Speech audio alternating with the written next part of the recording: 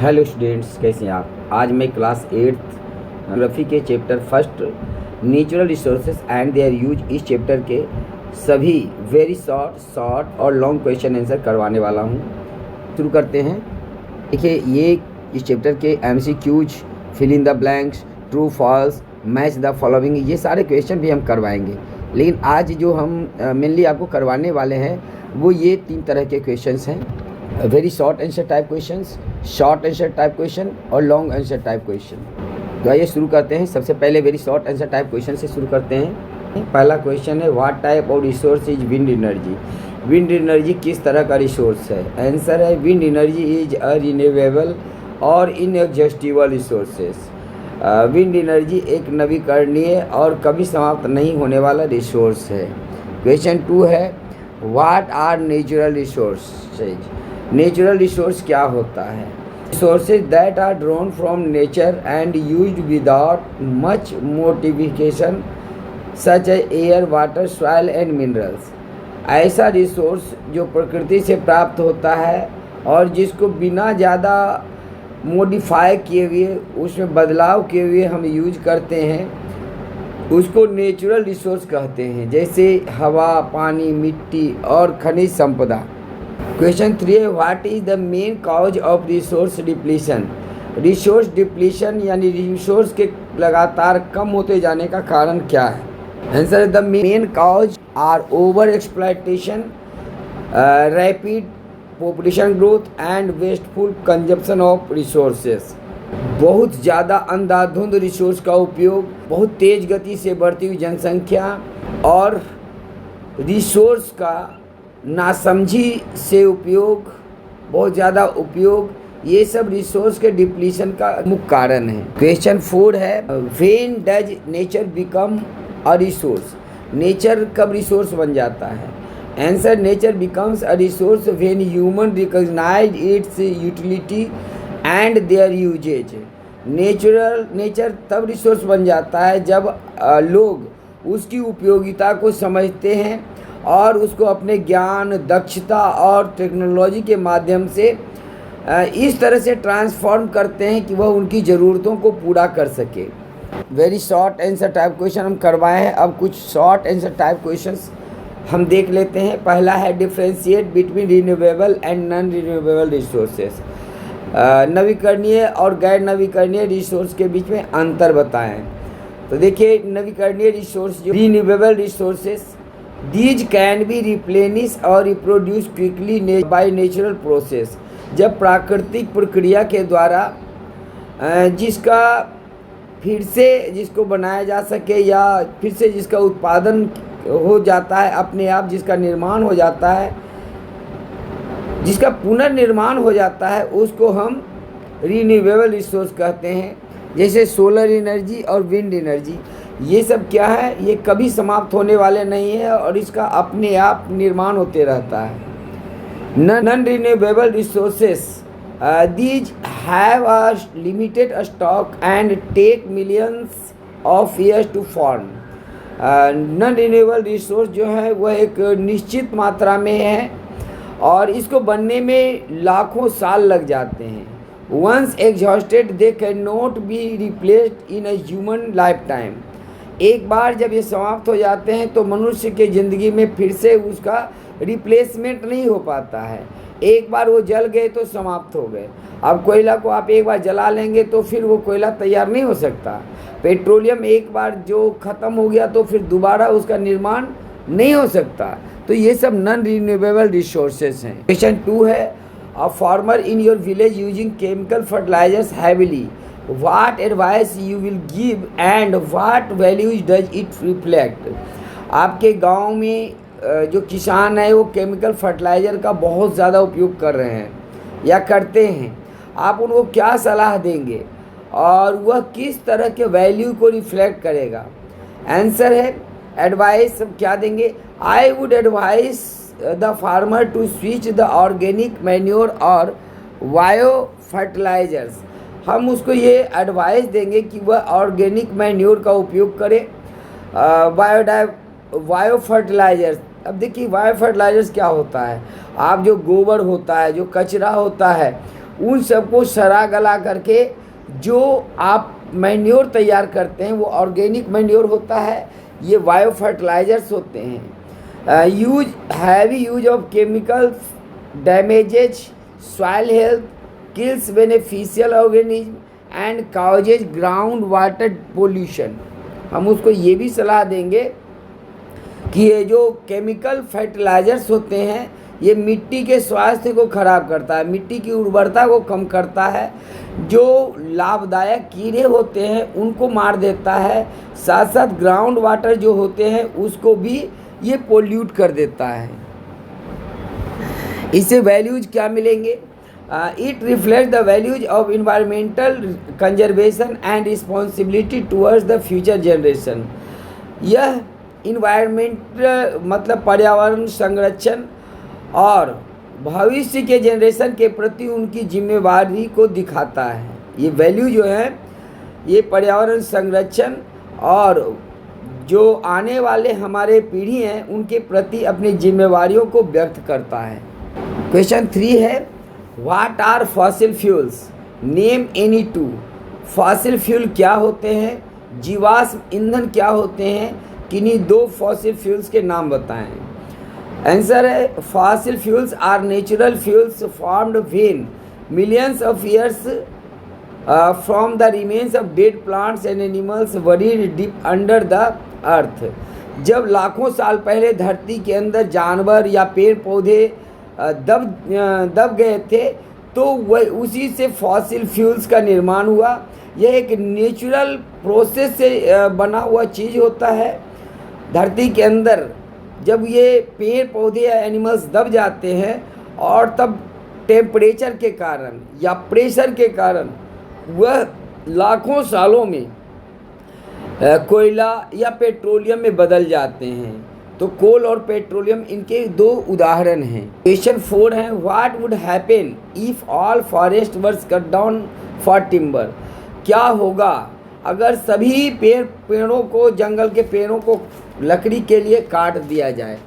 It would lead a catastrophic loss of biodiversity, increase global warming due to higher carbon dioxide levels, severe soil erosion, disruption of water cycle and a shortage of oxygen and food for living beings. अगर सभी जंगल के पेड़ को काट दिया जाए तो इससे क्या होगा?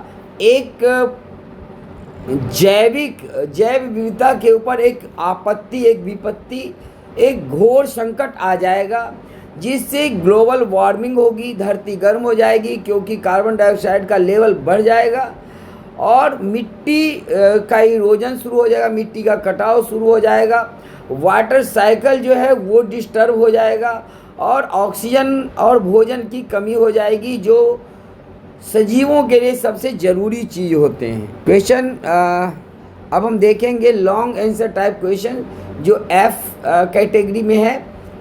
तो पहला क्वेश्चन आपके लिए, how would your daily life change if there was no electricity for a week? अगर एक सप्ताह के लिए आपके जीवन से इलेक्ट्रिसिटी चला जाए तो आप कैसा आपको लगेगा? आपके जीवन किस तरह से बदल जाएंगे? What renewable resources could help in this situation? ऐसे सिचुएशन में जो रिन्यूएबल रिसोर्सेज हैं वह आपको किस तरह से मदद कर सकते हैं?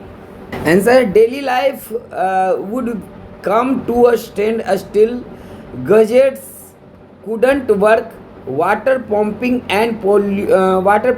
would stop, food in refrigerator would spoil and communication phone internet would fail। अगर एक सप्ताह के लिए भी बिजली अगर चली जाती है तो पूरा जीवन एकदम ठहर जाएगा, वो रुक जाएगा। हमारे कोई भी गैजेट्स काम नहीं कर पाएंगे जो बिजली से चलते हैं। घर में जो समरसेबल है, जो बोरिंग है वो काम नहीं करेगा। आपके फ्रिज में जो रखा हुआ भोजन है वो सड़ जाएंगे। फ़ोन, इंटरनेट कुछ भी काम नहीं करेगा, न पंखे चलेंगे न एसी चलेगा। तो इस तरह से अगर एक सप्ताह के लिए बिजली गुल हो जाए तो एक सप्ताह का जीवन हमारे लिए नारकीय जीवन बन जाएगा। ऐसी स्थिति में क्या सॉल्यूशन हो सकता है? Solar panel and lights and wind energy could provide a decentralised power supply to keep essential services running. अगर हम सोलर एनर्जी लगाते हैं तो देखिए ये हमारे ऊपर निर्भर है।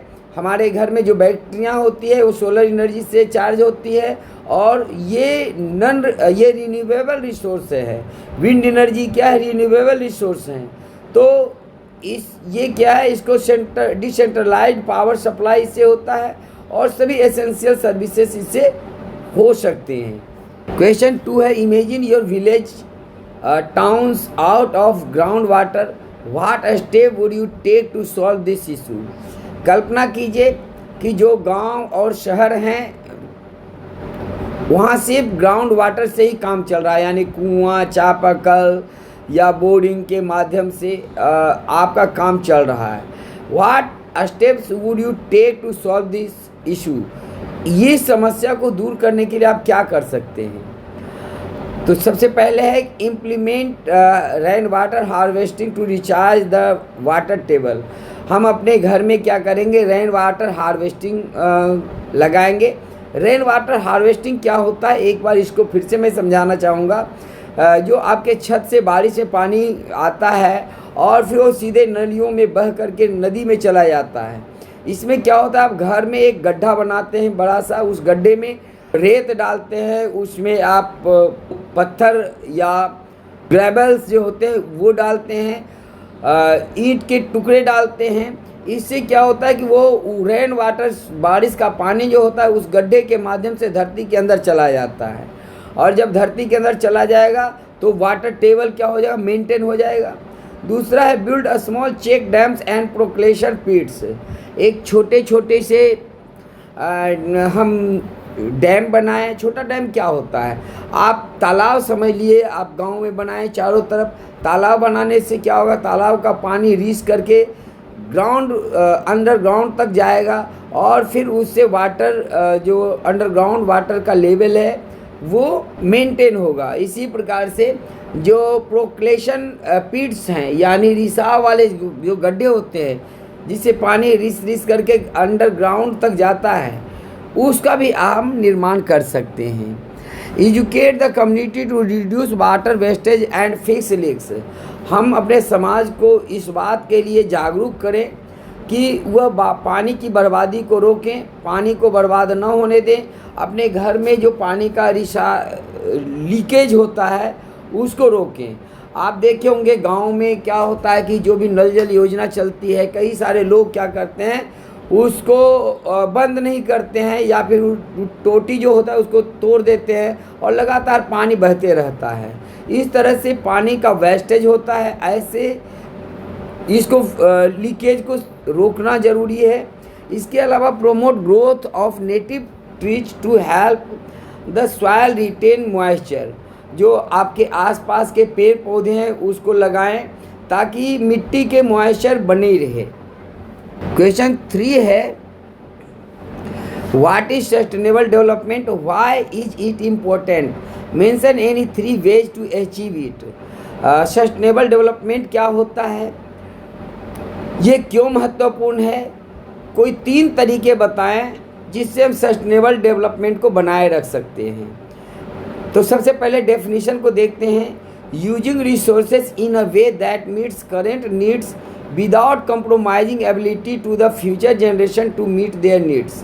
नेचुरल रिसोर्स का ऐसा उपयोग जिसमें फ्यूचर जनरेशन के ज़रूरतों से कंप्रोमाइज़ किए बगैर अगर हम अपने करंट ज़रूरतों को पूरा करते हैं तो ऐसे यूज को हम सस्टेनेबल डेवलपमेंट कहते हैं। डेवलपमेंट बहुत ज़रूरी है, ठीक है, लेकिन डेवलपमेंट इस तरह से करें कि हमारी भी ज़रूरतें पूरी हो और हमारे आने वाले फ्यूचर जनरेशन के जो लोग हैं, अपने आने वाली पीढ़ी के जो लोग हैं, उनकी भी ज़रूरतों की रक्षा हो। इसका इम्पोर्टेंस क्या है, तो it ensures that we don't exhaust our natural wealth and protect environment from permanent damage. ये नेचुरल सस्टेनेबल डेवलपमेंट से क्या होता है कि हमारा जो प्राकृतिक संसाधन हैं, जो नेचुरल वेल्थ है, वो समाप्त नहीं होते हैं और इससे हम अपने इन्वायरमेंट को भी परमानेंट डैमेज होने से, परमानेंट क्षति होने से बचा लेते हैं। हम नेचर को बचाने के लिए 3 उपाय कर सकते हैं। 3 ways to achieve sustainable development को अचीव करने के लिए कम से कम ये 3 तरीके हैं। पहला है follow 3 R's, reduce, reuse and recycle. Reduce का मतलब क्या होता है कि हम जिस चीज़ की ज़रूरत बहुत कम है, ज़्यादा है, उसको हम कम से कम उसका उपयोग करें। जैसे कोयला है तो कोयला क्या है, एक नॉन रिन्यूएबल रिसोर्स है। इसका उपयोग अगर हम कम करेंगे तो आने वाले जनरेशन के लोगों को भी कोयला मिल सकेगा। इसी प्रकार से रीयूज, बहुत सारी चीज़ें हैं जिसको हम बार बार यूज कर सकते हैं। आप वाटर बोतल का उपयोग करते हैं, एक बार पानी पीते हैं उसे फेंक देते हैं। अगर उसके जगह पर जो आपको थर्मस है उसको आप यूज करते हैं तो क्या होता है कि आप उसका बार बार यूज कर सकते हैं। एक ही गिलास से बार बार पानी पी सकते हैं।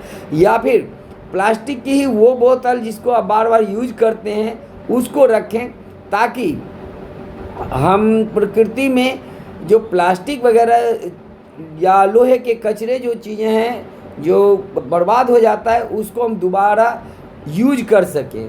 तीसरा है रिसाइकल। कई सारे ऐसे मटेरियल्स होते हैं जिनको रिसाइकल किया जाता है।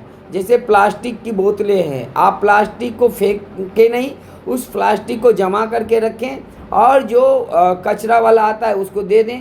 वो कचरा वाला से फिर फैक्ट्री में जाता है और फिर उसका रिसाइकलिंग होता है, फिर उससे तैयार हो जाता है। इससे नेचर पर कोई बैड इफ़ेक्ट नहीं पड़ता है। तो रिड्यूस, रीयूज और रिसाइकल सबसे बढ़िया वे है कंजर्वेशन का। दूसरा है स्विचिंग टू रिन्यूएबल एनर्जी। आप नवीकरणीय ऊर्जा को उपयोग करें, लगाएं। जैसे आप सोलर एनर्जी का अधिक से अधिक उपयोग करें। इससे क्या होगा कि हमारे जो नॉन रिन्यूएबल रिसोर्सेज हैं वो उसका डिप्लीशन कम होगा। तीसरा है conserving biodiversity and preventing pollution. जो बायोडाइवर्सिटी है उसका संरक्षण और पोल्यूशन से बचाव, ये जो 3 रास्ते हैं इसके माध्यम से हम सस्टेनेबल डेवलपमेंट को अचीव कर सकते हैं। क्वेश्चन 4 है explain how exploitation of natural resources can lead to a serious consequences. आपको एक्सप्लेन करना है कि किस तरह से प्राकृतिक संसाधन का अंधाधुंध उपयोग से बहुत गंभीर परिणाम सामने आते हैं।